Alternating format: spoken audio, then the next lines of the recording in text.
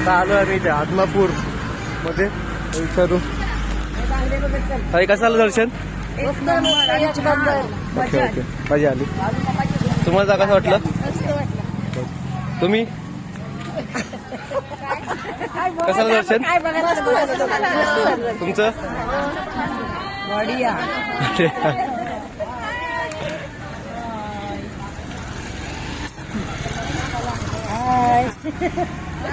दर्शन कसं आलं तुमचं? एकदम मस्त आणि ओके, एकदम ओके. मजा केली.